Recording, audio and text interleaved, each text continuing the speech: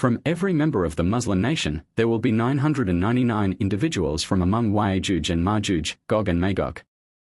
These two tribes are mentioned in both the Quran and Hadith as among the major signs of the last day.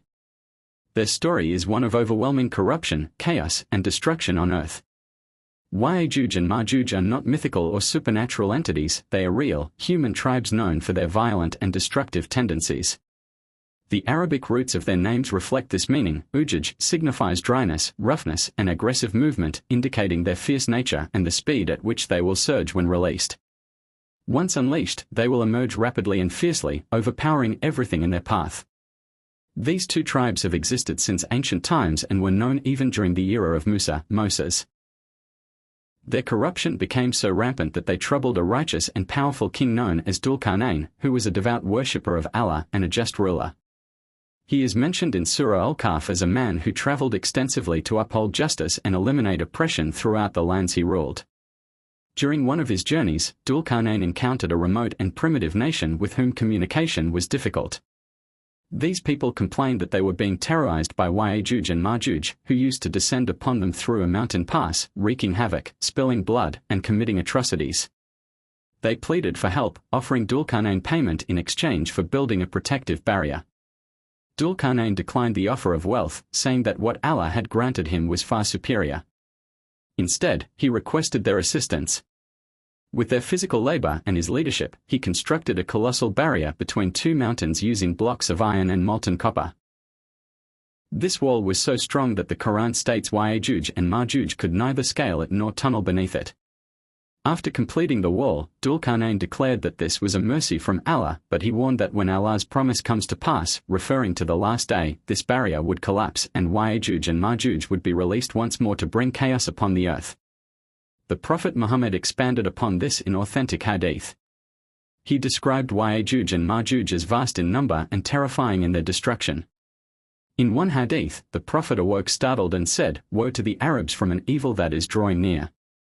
He explained that a small gap had been opened in the barrier, symbolizing that the end was approaching. They will appear during the lifetime of Jesus, after his return to earth. At that time, Allah will reveal to that a dangerous creation has been unleashed, Yajuj and Majuj, whom no one will be able to resist. Allah will instruct him to lead the believers to safety on Mount where they will be besieged in severe hardship. Food will become so scarce that a single animal will be more valuable than 100 gold coins. Yajuj and Majuj will sweep across the earth like a plague, destroying everything in their path. Their numbers will be so immense that when they reach the Sea of Tiberias, the first wave of them will drink all the water, and those who arrive later will find it dry and wonder if water ever existed there. Their arrogance will know no bounds. Believing they have defeated all inhabitants of earth, they will say, "Let us now conquer the people of the sky." They will shoot arrows toward the heavens, and Allah, in His wisdom, will return them with blood, giving them the illusion that they have even slain celestial beings. In their pride, they will declare themselves rulers of earth. Isa and his followers will remain in hiding, desperately praying to Allah. In response, Allah will send a special disease, described as a worm or parasite, that will attack them at their necks. They will perish all at once, scattered lifeless across the land. The Prophet said their corpses will cover the earth, causing a foul stench. Isa and his followers will once again pray to Allah, who will send birds with necks like vultures to carry away the bodies.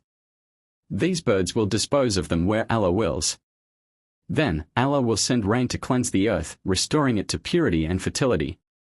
Yajuj and Majuj are mentioned twice in the Quran, most notably in Surah Al-Kahf and Surah Al-Anbiya. The Quran describes them as being trapped behind a barrier, awaiting the moment of their release when the final signs of the Day of Judgment begin to unfold. When they emerge, it will be as though they are waves crashing over one another, overwhelming the land.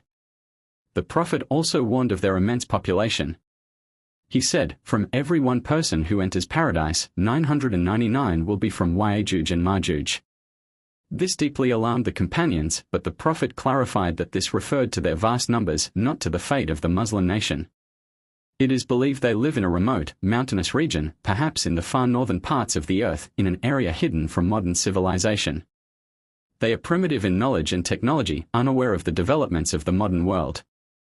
Contrary to fictional descriptions, they are not alien-like beings but are real humans, albeit deeply corrupted and morally depraved.